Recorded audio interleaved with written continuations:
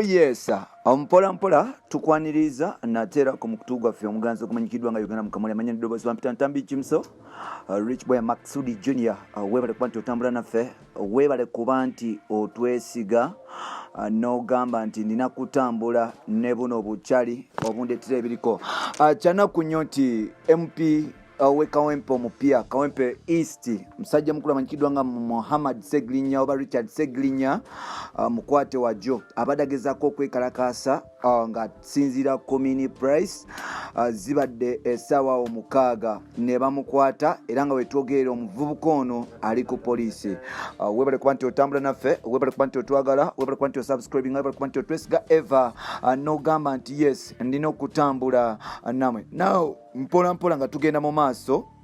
waliwo ebyobufuzi ebigenda mu maaso I think opposition demanding rates zaayo bagamba nti government ya President Museveni egenda mu maaso n'okuba nti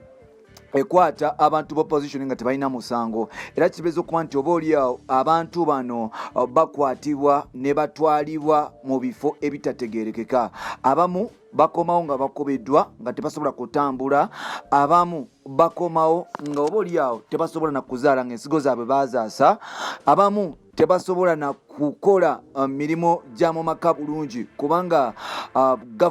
amagye kitegeeza okuba nti amagye ne poliisi ezigenda mu maaso n'okuba nti zibakwata ne zibatulugunya abamu kigambibwa okuba nti oba oliawo babatutte mu safe house Muhammad Ssegirinya agenze ku street olunaku lwaleero okwekalakaasa ng'asinziira ku musajja mukulu amanyikiddwa nga James Mubiru eyakwatibwa ng'ava wali enakulabye omusajja ono wa People Power yalondebwa nga MP Lubaga North Road Councillor era ng'ono omusajja yali agenda kwesimba ku Abeka walya wano nno omusajja mukulu amanyikiddwa nga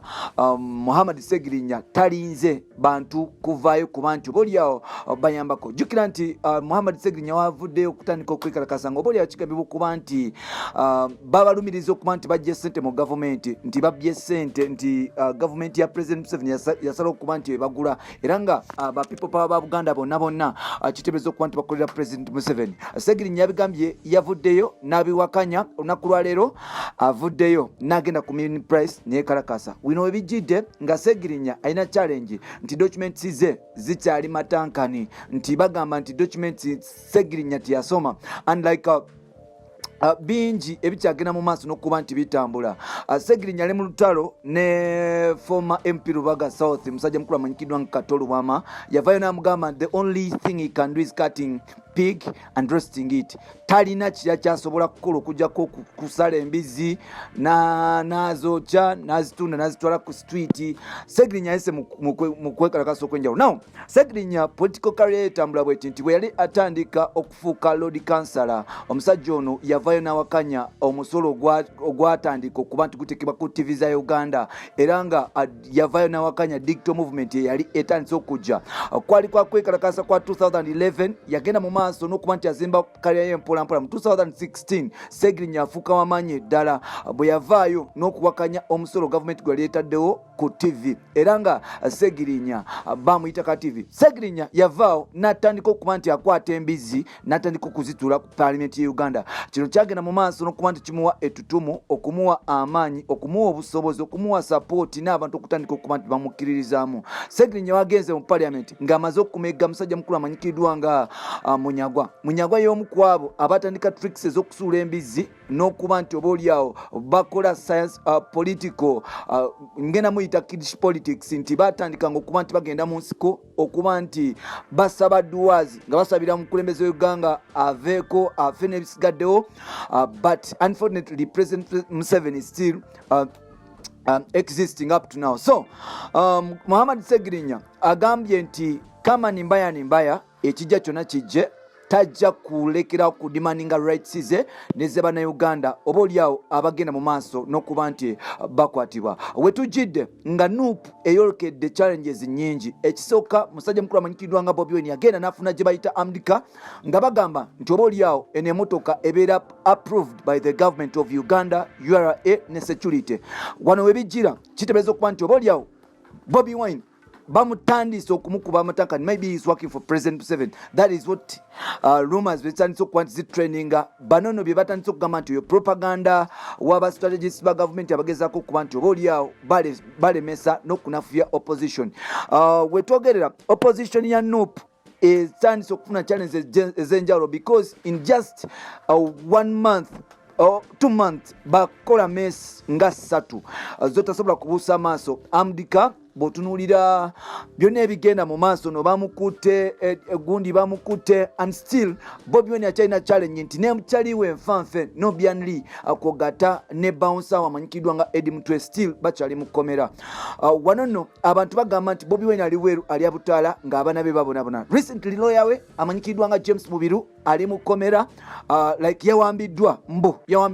tebamanyi mayitire bavudde ne bamugamba nti ne bamubika nti yafudde. Wano Ssegirinya agambye nti tajja kukkiriza bino byonna okugenda mu maaso era musajja watu agenze ku street ye Kalakase we bamukwatidde. Webale kutambula nange bampita Ntambi Jimso.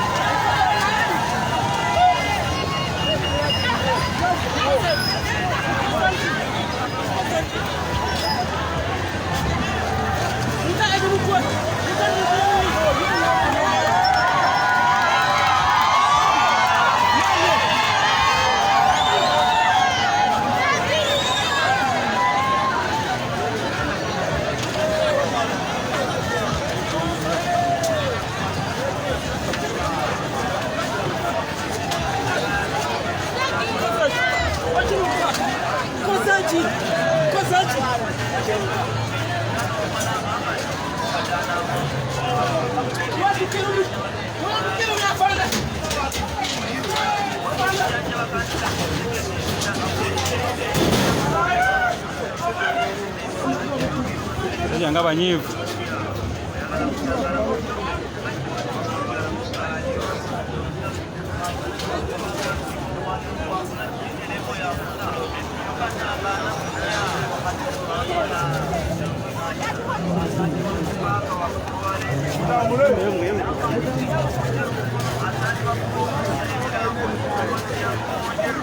akatoyingako embeera bwetu bwebadde ku poliisi waneeno naye Ssegirinya amaze okumulya ku ssaawa zino twogererako